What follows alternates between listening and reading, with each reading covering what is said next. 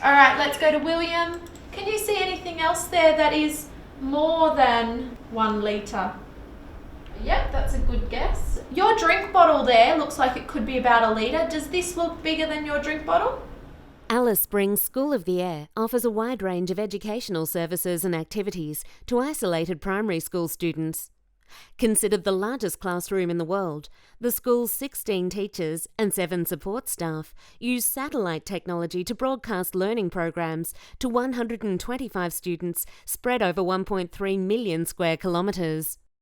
I'm Belinda and I'm the principal at Alice Springs School of the Air and have been for the past 3 years. The context of our school is a really interesting one in that people may traditionally think that it is just children on cattle stations, but it's much broader than that. We've also got children whose parents are teachers and health workers and community workers in remote locations across the Northern Territory where they may or may not be able to attend a local school, or the local school may or may not provide a program that meets their learning needs. So those children come to our school.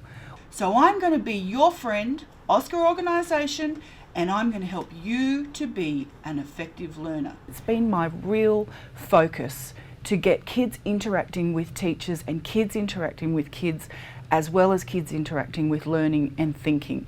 And we have the technology to enable that to happen. Whilst we've been innovating in that space, we've been really fortunate, I think, that the Australian curriculum has come along and we've had to stop and say, we need to do something new. The resources and the materials that we're currently using don't meet the demands of this curriculum, so we've got to do something new.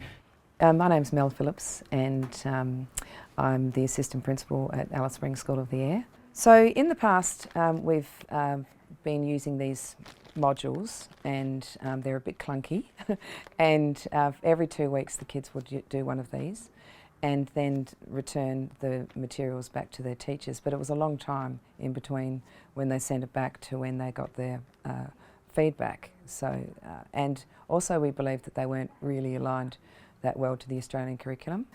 So what we're doing now is we're creating our own units of work and being completely aligned to the Australian curriculum. And in the units of work, there's going to be the rationale, key inquiry questions, which are directly from the Australian curriculum, classroom themes and useful ideas that really basically come from teacher ideas, and the weekly units of work, the culminating activity, and some reflections. Now the reflections are from the students, the home tutors, and also we're also going to be doing annotations coming from the Australian curriculum. So we're just going to take a quick look, first of all, just to refresh your memory about the number line that we've been using to help us give change this week. I'm Miranda Needham and I'm the 2-3 teacher here at ASSOA. I moved from Victoria to the Northern Territory, and as I moved, the transition from going from one state to the other has been very smooth as a result of the Australian curriculum. As a teacher at School of the Air, we spend 1 hour video conferencing with the students. After the lesson, they have a follow-up activity that they need to complete. They then take a photograph of their work and upload it onto Google Drive. That document is then received instantly by the teacher. We endeavour to assess that work, provide feedback on that work, and get it to the families as soon as possible. We have very limited explicit instruction time in our school, and one of the great resources that we've been provided with in the Northern Territory are the multi-year level units of work, and they've been written for mathematics, for English, some for science, some for history. In our school we're using the English and the maths units, and most importantly the scope and sequence. Lots of times in lots of schools in the Northern Territory there's a turnover of teachers that's quite high, and children will start at the beginning of the number curriculum and never get to the end of year 3. And the scope and sequence that's been developed for our schools provides insurance for kids to make sure that they cover all the learning they need to cover in the year that they are in. There's not only one strategy. Okay, there is never only one strategy. There is lots of different strategies, and sometimes the strategy that somebody else uses, you might go, hey, you know what? Ooh, I really like your strategy better than mine. My name is Martel Dunn and I'm a second year out teacher, so I've come to teaching quite late, and I teach 5-6 and I have 11 students at School of the Air. With the Australian curriculum in regard to a 5-6 class, the multi-year level resources that I've found in all areas on the Australian curriculum so far have been very valuable and really worthwhile, because I think in managing that 5-6 class, it gives you direction, and I think that the Australian curriculum is our direction for teaching, so the multi-year level has been really valuable.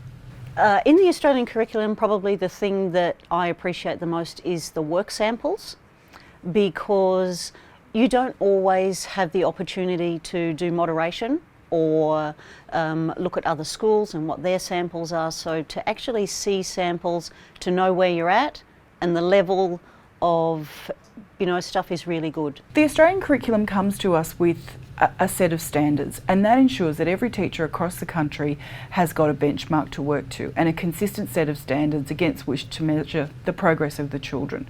We've done a lot of work in Alice Springs across schools, making sure that there's a shared understanding of those standards, and I think that that has been really critical for teachers in making sure that they know this is a C for Year 3 and this is a B, and this is what kids need to do to get an A. It's not a gut feeling, it's evidence-based, and that's absolutely critical. And something that I'm incredibly proud of in our school is that we have responded to those standards. The standard has given us the benchmarks to elevate the teaching practice, to focus the instruction for particular children, and our results speak volumes about that, and I'm proud of that. Also with the families, with the parents, the Australian curriculum has made it so much easier for them to understand where their children are at. And because our parents are actually the teachers out in their schoolrooms, they really need to know that. So they need to know where their children are going, where they're at now, where they need to go.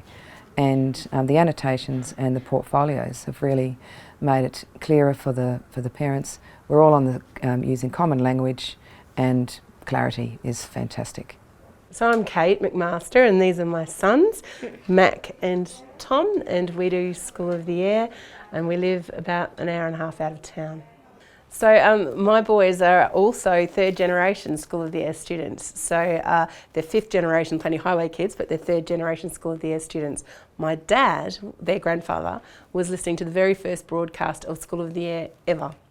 And that was in 1951, and he was 6 years old. So Dad did School of the Air on those big old grey radios, and I did School of the Air on the green HF bushfire radios, and now of course the boys do School of the Air on the computer. And it's marked at lunchtime, and the feedback is instant, and it's not just feedback from the teacher, it's feedback from the classmates as well. Whereas I used to wait 10 weeks for a sticker, for the mail to come. So we're very lucky that it's online and it's instant. I'm a trained teacher, and I've been teaching for 20 years or more. So as far as School of the Air is concerned, planning and creating the new materials that match up to the Australian curriculum, it's been a slow and steady rollout, and it's meant that as parents we've been informed about every step of the way. So we really know the curriculum through and through because we've been part of the process. It's not just come to us from the school. The parents have really been part of the process. And so when you have an Australian curriculum that you can actually click on and go to the link and see what that means and break it down and access work samples, it's really good from a parent point of view, because otherwise we're out there in isolation we don't have to bother the school so much because it comes out with the pack. This is what your child should be expected to do, and it's got the complete breakdown of every aspect of the unit. Children in the Northern Territory are quite mobile, and I would hope that the Australian curriculum would support them to move from our school to a mainstream context in the Northern Territory, or another context in the Northern Territory, and perhaps to a context beyond the Territory if that were the case, without missing any steps or important content in their learning. That's what I see as being the major advantage of the Australian curriculum.